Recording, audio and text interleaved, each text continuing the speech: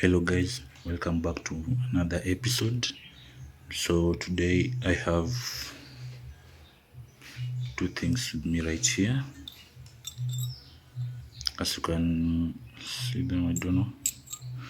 These are bearings, and more so they are referred to as the main bearings, and you have another bearing right here.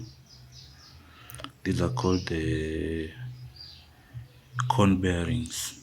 So today I'm gonna try and explain the functions of these bearings and where they sit, and probably the symptoms that your vehicle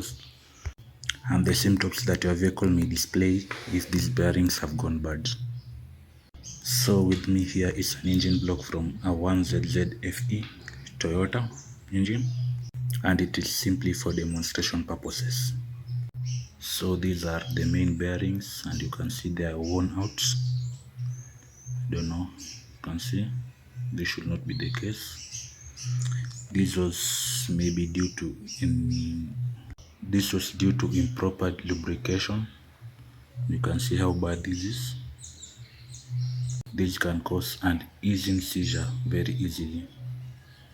That's why you are advised to always make sure your engine is lubricated with the proper oil each and every time you get into a vehicle.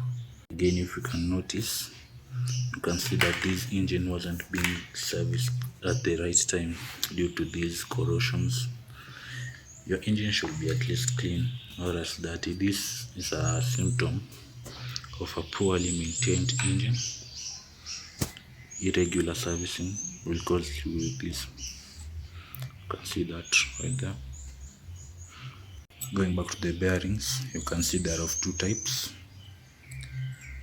and let me just show you in a bit. This bearing sits like this. It is the lower bearing, and you can see this is an oil passage line over here. This hole is responsible for lubricating these bearings, and you can see we have a hook right here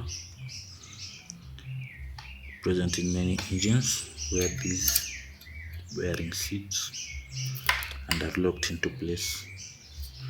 So while installing, make sure you look at this keenly, or else your engine will have a seizure due to improper lubrication.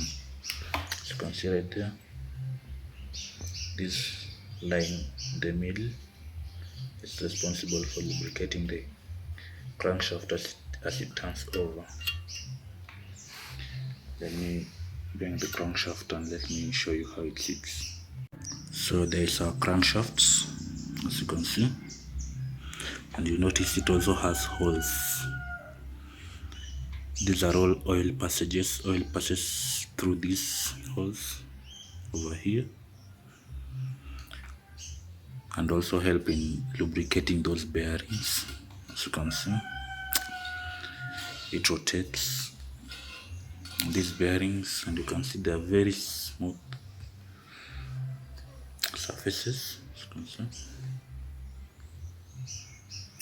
to offer the least amount of friction possible. You can see over there. And before I forget, there sit some washers in the middle of the engine that prevent the play. See, they are not present right now. I lost mine, but you can see there's a lot of play right now since I do not have the washers. The washers sit right in the middle. Let me show you just in a minute. This is where the thrust washer sits. You can see where they prevent the play that I've just demonstrated to you. This is what we call the crankcase. This is where the other type of bearing sits, and in the similar manner it also has a hook where it hooks like that while installing. That's how it sits. So various engines have the different mechanism of how the crankshaft is tightened up. Others just have some sort of, I don't know what to call them. They're just different mechanisms in which different manufacturers use to hold the crankshaft in place. As you can see in this one, we have the crankcase, as you can see over there. So it sits like this. This is how the crankcase sits. This is how a crankcase sits. That. And there are some tightening bolts that hold it in place. This is where the oil filter is tightened up. Let me just look for one in a bit.